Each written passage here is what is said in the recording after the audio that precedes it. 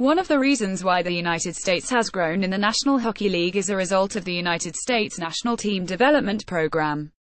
The USNTDP was formed to bring some of the best young American hockey players together and have them on the same page for international play. It has also become a stepping stone for many of the country's best prospects, as many have moved on to professional hockey. The program is in its 22nd year of existence and there are no signs of it slowing down. As a result, you will see many USNTDP players picked in Dallas at the 2018 NHL draft. Their defensemen are particularly notable in this year's class of prospects. In fact, we're going to profile 4 of them. This one is for a big man from Voorhees, New Jersey, Mattias Samuelsson. Who's Mattias Samuelsson? According to his profile at Elite Prospects, Mattias Samuelsson was born on March 14, 2000. He is listed at 6'4" and 217 pounds. He is a left-shooting defenseman. He is the son of former NHL defenseman Kjell Samuelsson. He played for quite a while, mostly with Philadelphia, and after retirement went into coaching with Philly's AHL team. Knowing that, it is not a surprise why Mattias is from Voorhees. Regardless, Samuelsson joined the USNTDP program in 2016-17 and rose up to the U18 team in 2017-18. He is committed to Western Michigan University, which was not the case this time last year. He was originally going to Michigan, but the switch was made back in January according to this article by Benjamin Katz at the Michigan Daily. Michigan has a lot, and I mean a lot, of incoming players, so it could be that Samuelsson wanted to go somewhere he can play right away. Should he want to go to major juniors, then he'll have to go to Sarnia in the OL as they drafted his rights. As far as I can tell, he'll be a Bronco. Since Samuelsson is a member of the USNTDP, it's hard to get a read on the basic stats. The program does participate in the USHL, but the rosters change so much as to give many players looks. The USNTDP also plays plenty of exhibition games against college teams, international teams, and other squads. That said, here is what I found out through USA Hockey's site for the USNTDP. In the non-USHL play, Samuelsson played in 58 games where he put up 11 goals, 20 assists, 93 shots on net, about 1.6 per game, and 113 penalty minutes. Samuelsson led the team in PIM, which isn't great, but he finished with a solid 0.53 point per game rating, finished only behind Bodwild in both goals behind by 1 and points behind by 10 by defensemen. In the USHL play, Samuelsson played in 23 games where he put up 4 goals, 10 assists, 37 shots on net, and 67 PIM. Again, a solid PPG rate of 0.61, a shots per game rate of about 1.6, and annoyingly led the team in PIM. The hallmark of Samuelsson's would have to be the World Under-18 Championships. Mattias was the captain of the team that went on to win silver in the competition. According to the official PDF documents at the IIHF's website for the tourney, Samuelsson was named one of the 3 best players for America by the coaches alongside Joel Farabee and Oliver Wahlstrom. Seeing that he only put up a goal, an assist, and 17 shots on net in 7 games, his defensive performances must have been quite good to get that kind of praise. Curiously, the media picked Cameron York over him for the All-Star team, but whatever. The point is that the captain did well at the U18s. Whereas Mattias Samuelsson ranked the USNTDP does not get ignored, so plenty have seen Mattias Samuelsson perform. Here is how he is ranked by various people and services. NHL Central Scouting Services, North America 21 Final, North America 17 Midterm, Steve Corneranos, The Draft Analyst 42 May, Final Top 500, 48 April, Sporting News, 40 January Top 500, 51 September The Preseason 500, Future Considerations 38 Final McKeen's Hockey the 25th of April, Top 31 Only Hockey Prospects the 17th of March, Top 31 Only International Scouting Services the 31st of May, Top 31 Only Craig Button the 28th of March. Based on the rankings pulled as of May 22, Samuelsson is seen as a late first-rounder, early second-rounder. Steve Corneranos has been ranking him the most frequently, as he does, as somewhere in the later range.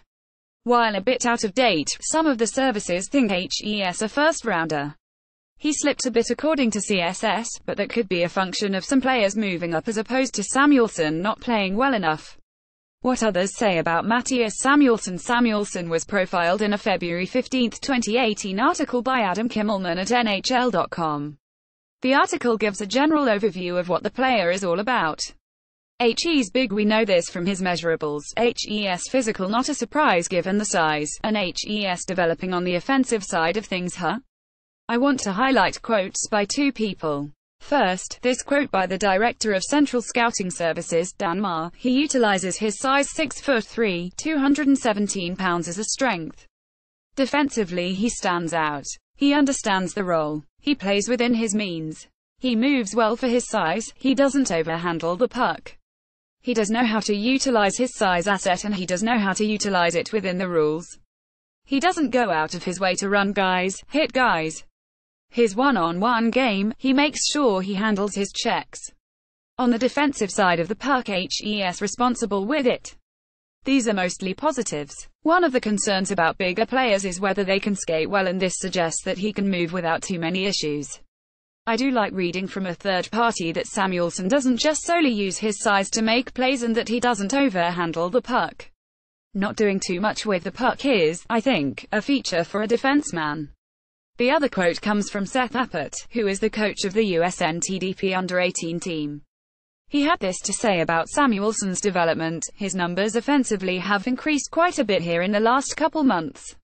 Lot of that is from aggressively gapping and learning how good he can be at it.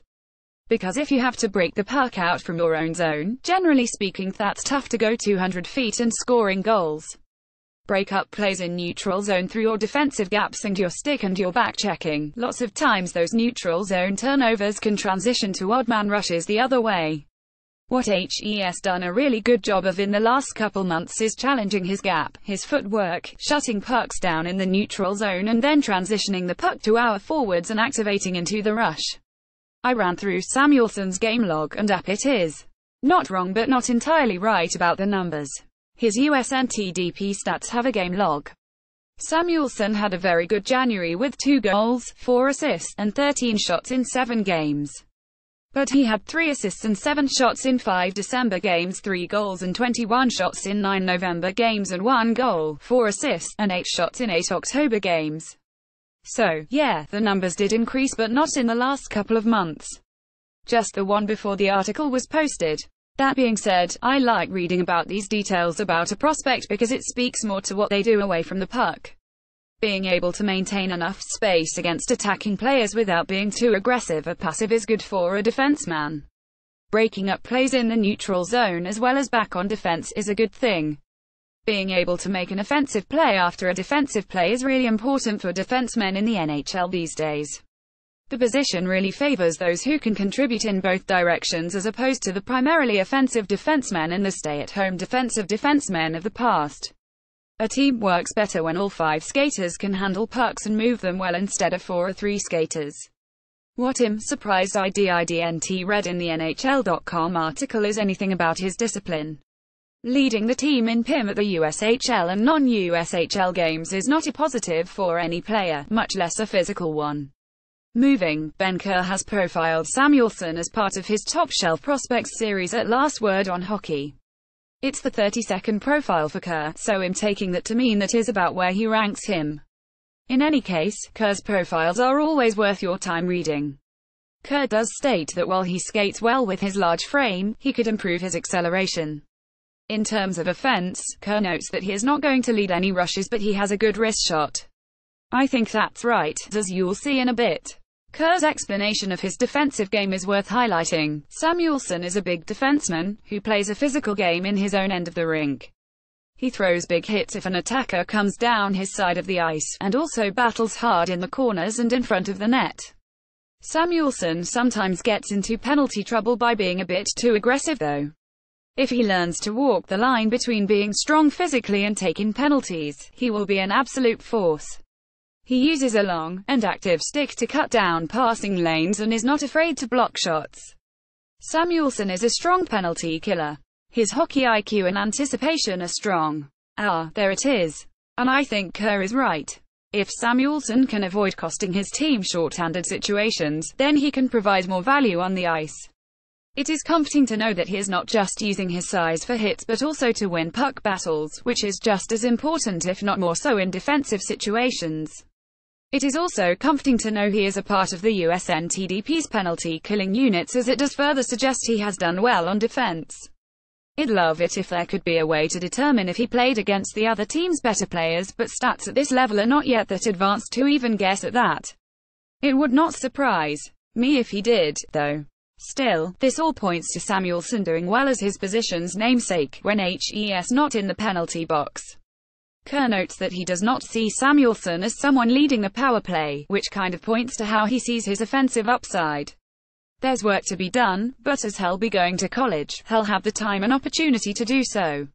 A little video. There is one main highlight video for Mattias Samuelsson out there. SEA Video has this compilation of scoring plays, a local television profile, and an AC/DC backing track. Nothing against AC/DC, but SEA could have loaded them in the mix.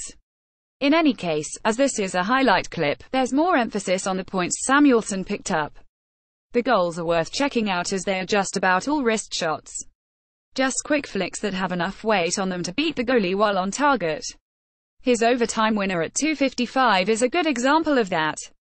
At 3:27, you can see Samuelsson get a good long wrister on target, stay with the play from the point, and score later on the attack with another one. I'm not sure these wrist shots will work at the next level, but they do look nice here. Samuelsson showed off some speed and finish when he scored on a breakaway coming out of the penalty box at 4:30. He got ahead of the two defenders and fired a lovely wrister before they could catch up or foul him. And if you like bloopers, he got a bit of a fluky one at 5:44. Still, this video shows that he has a good mind for jumping up on rushes and taking wrist shots. He didn't really move in too much from the points on plays where the team is set up, but that is not his thing. I especially like the play at 2:40 where he makes a good pass off the boards to beat a forechecker in his own zone and then continued on up ice to join an attack. I don't think Samuelsson actually touched the puck that eventually became the goal, but he got primary assist anyway, and his joining of the attack forced the goalie to make a move that ended up costing him. I wish there was a defensive highlight video for Samuelsson to show off plays like that as they speak to what others point out about his defensive work. An opinion of sorts. After writing up a profile on a defenseman who has an excellent offensive skill set and a really weak defensive one, Samuelsson provides a contrast. He is not devoid of offense whatsoever. He has a good-looking wrist shot, he can join faster players on a rush when needed, and he has decent enough levels of shot and point production. But Samuelsson's biggest assets appear to be more suited for defense. He's big. He apparently uses his size well with his stick and throws checks without getting out of position. He can break up plays in the neutral zone in addition to his own end of the rink. He can position himself with players in motion. He's done well enough to be highlighted as a top player in an international tournament, the World U18 Championships he captained, despite not having impressive offensive numbers. These are all good things for any player. They point to Samuelsson being more of a defensive player. That is fine, and I think Samuelsson will fit the mold of what that will be in coming years in the NHL. Like Steve Santini, even defensive-oriented defensemen need to be able to skate well and not handle the puck like it is a grenade. While Samuelsson has some ways to go before going professional, what I've read and the clips I've seen show a player who can do that. As Ben Kerr noted, he needs to be better about taking calls and to keep working on the skating. I think that is possible, and, if so, then that will not only help in the long run for his future career in hockey, but also in the short term for who he plays for next. That said, he's not really in a good spot prospect-wise for the Devils.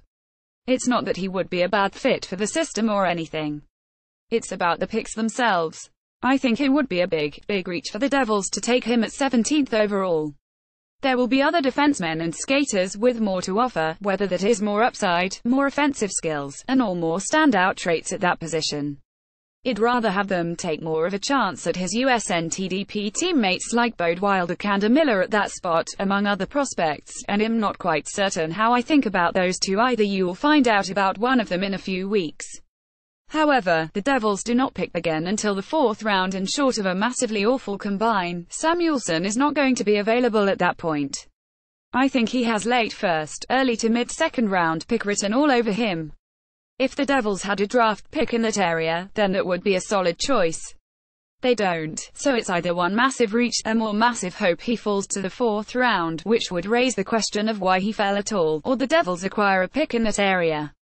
But I don't think Samuelsson is so good that he would warrant the Devils to make a deal to move back in the 1st round or add a 2nd round pick somehow. I come away learning about Mattias Samuelsson with a positive outlook that he could be a good pro defenseman. He will help on defense and could chip in some offense here and there. He'll use his size as an advantage, and if he can stay out of the box, all the better for it. But I don't think the Devils are in a position where they could realistically get to him and conclude he's one of the best prospects available with the picks they do have right now. Your take? That's my take on Samuelsson.